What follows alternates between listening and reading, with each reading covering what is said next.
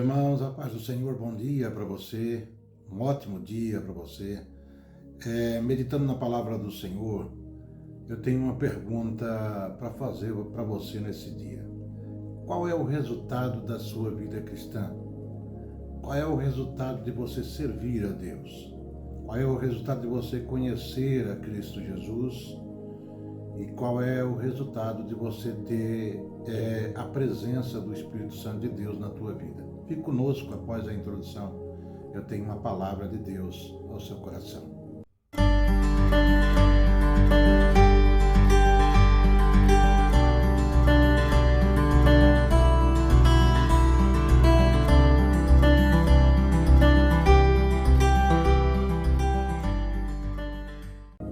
Meus irmãos, a paz do Senhor. Efésios capítulo 1, do verso 15 ao 23,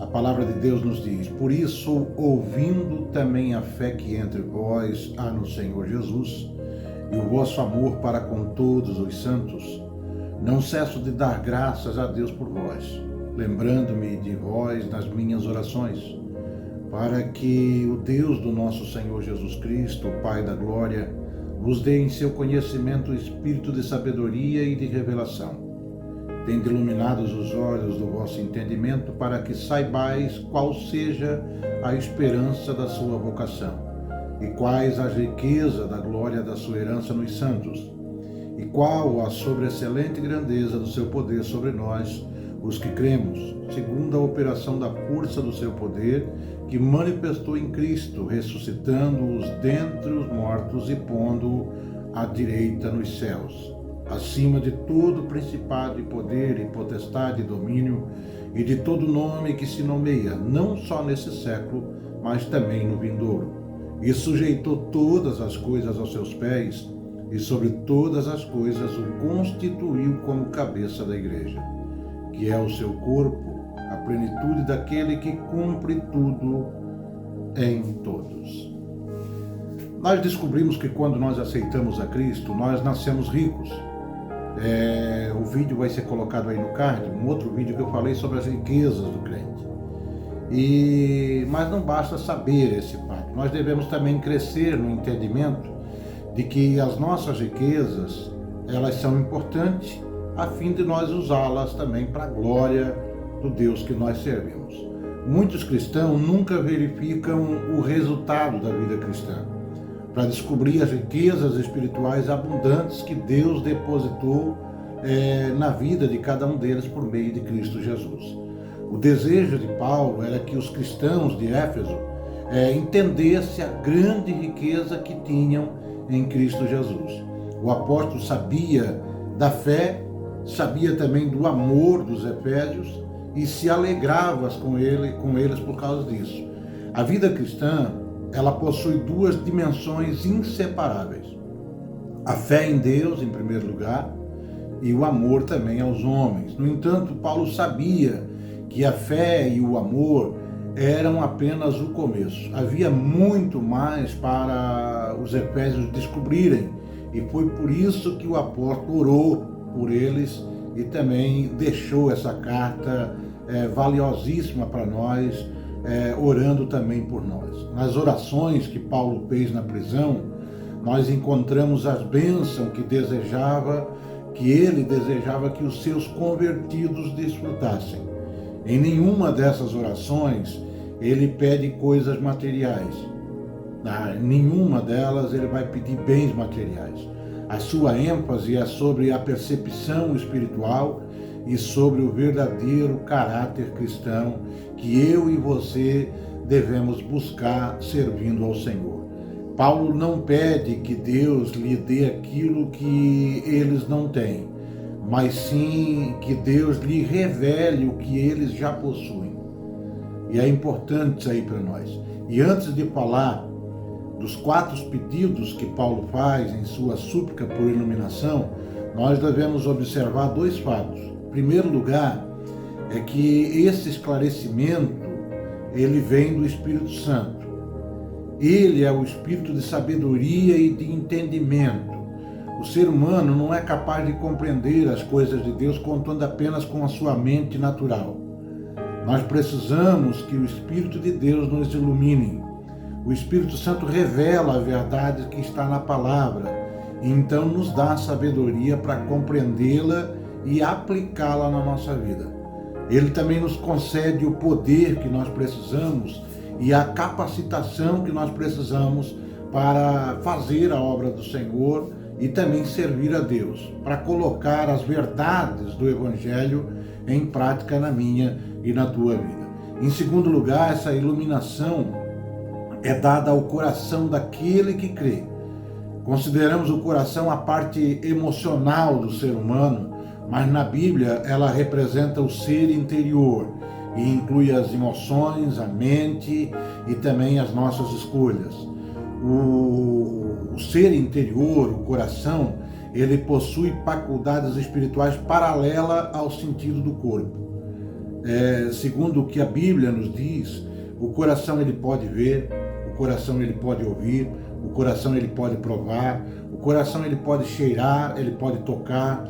Era isso que Jesus se referia quando disse ao povo que vendo não veem e ouvindo eles também não ouvem. Mateus capítulo 13, o verso 13. A incapacidade de ver e compreender as coisas espirituais não deve ser atribuída à inteligência, mas sim ao coração. Os olhos do coração devem ser abertos pelo Espírito de Deus, primeiro para nós conhecermos a Deus. Paulo diz no verso 17, a parte B, ele vai dizer: o Pai da glória vos dê em seu conhecimento o espírito de sabedoria e de revelação. Trata-se, evidentemente, da mais elevada de todas as formas de conhecimento. O ateu, ele vai afirmar que não há Deus para ser conhecido. E o agnóstico afirma que se há um Deus, nós não temos como conhecê-lo. No entanto, Paulo teve um encontro com Deus na pessoa de Jesus Cristo e ele sabia que um ser humano não é capaz de entender verdadeiramente coisa alguma sem o conhecimento de Deus. Essa ignorância intencional referente a Deus conduziu a humanidade à corrupção e à condenação, e ao estado que nós estamos vendo hoje na maioria dos lugares. Em Romanos, capítulo 1, verso 18, Paulo vai descrever os estágios da degeneração humana. Paulo vai falar que eles ignoraram a Deus deliberadamente, livremente. Eles se dedicaram à idolatria, colocaram a mentira no lugar da verdade.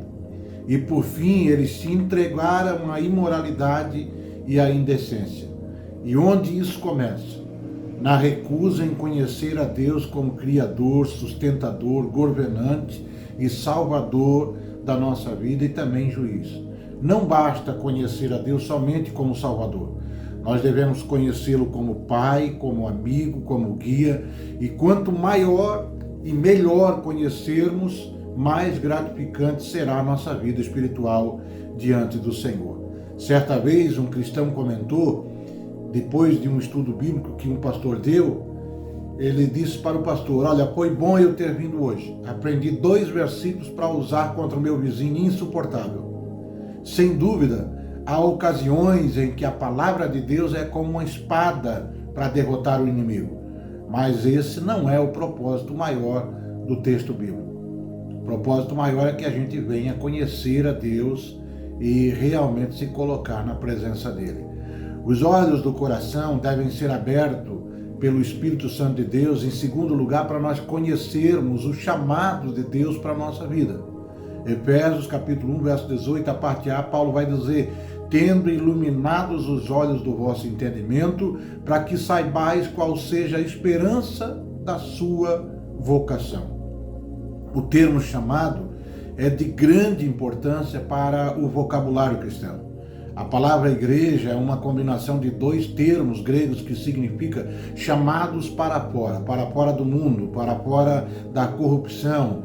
E Paulo, ele não se cansa de testemunhar que Deus o havia chamado pela sua graça. E lembrou a Timóteo, jovem pastor, que o cristão possui uma santa vocação, um santo chamado. Nós fomos chamados das trevas para a sua maravilhosa luz, escreve Pedro na sua primeira carta, capítulo 2, verso 9. E até mesmo chamados para a sua eterna glória. O chamamento de Deus, o chamado de Deus, se dá por causa da sua graça, não por algum mérito que eu e você tenhamos, tá? Nós não vamos ter mérito nenhum para receber o chamado de Deus, mas pela graça de Deus nós somos chamados.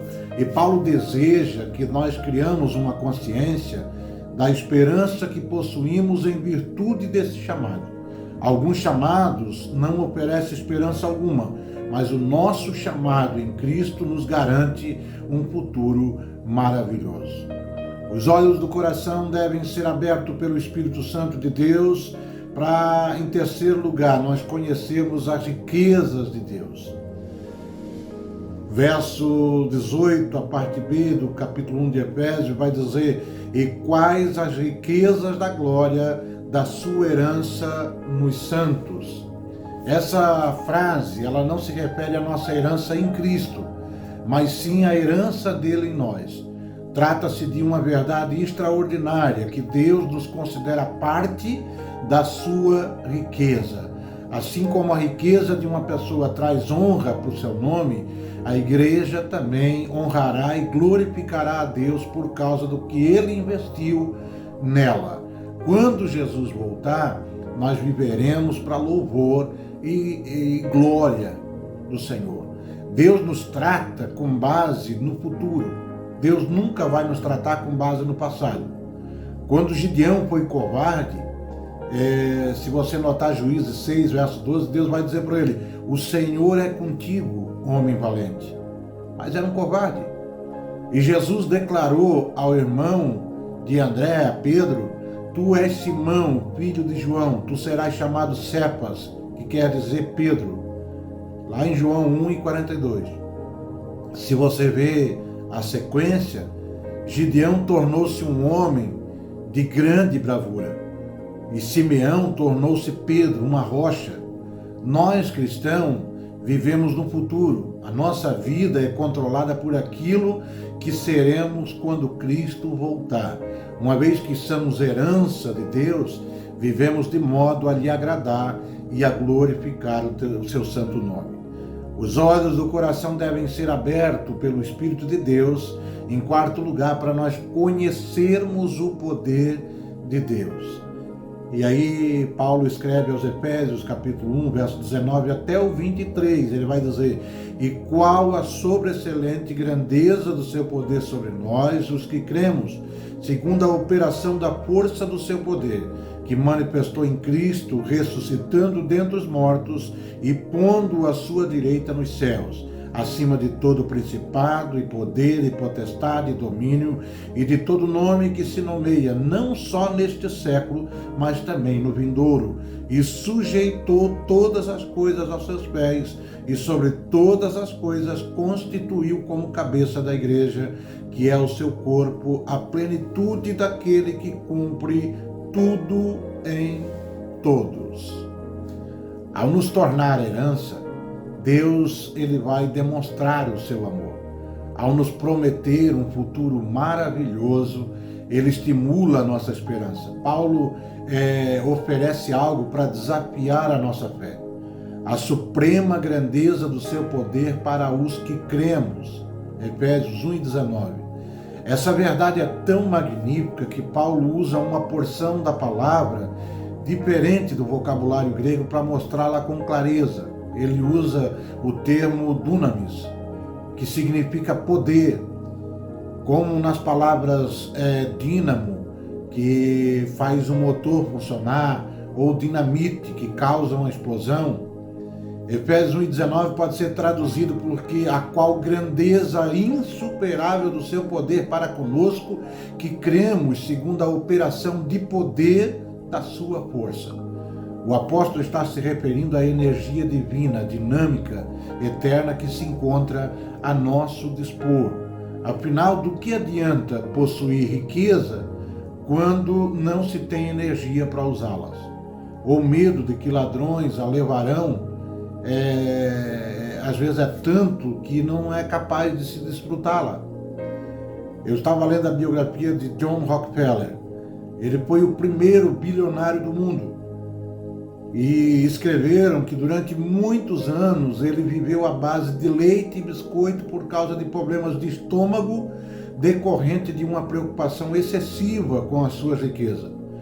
Raramente desfrutava de uma boa noite de sono e sempre tinha guardas à sua porta. Era rico, porém era um miserável. E quando ele começou a dividir a sua riqueza com outras pessoas por meio de grandes projetos filantrópicos, a sua saúde melhorou consideravelmente e ele viveu uma vida com uma idade bem avançada. Nós cristãos, nós precisamos de poder por vários motivos. Em primeiro lugar, nós somos fracos demais por natureza para dar o devido valor e nos apropriarmos dessa riqueza a fim de usá-las corretamente. O espírito, na verdade, está pronto, mas a carne é fraca, disse Jesus em Mateus 26 e verso 41. Entregar essa riqueza espiritual imensa a um simples ser humano, vivendo com sabedoria e forças humanas, seria como entregar uma bomba atômica a uma criança de 2 anos de idade. O poder de Deus, porém, nos capacita para que usemos a riqueza que Deus nos deu. Você seja abençoado ao conhecer o resultado de você servir a Deus, o que você tem à sua disposição para usar na sua vida. Que Deus te abençoe, prospere a tua vida espiritual e te guarde em meio à contaminação desse mundo. Um bom dia para você, uma excelente semana, que Deus abençoe. Compartilhe esse vídeo com alguém, envie para alguém e seja abençoado pela palavra de Deus, em nome de Jesus.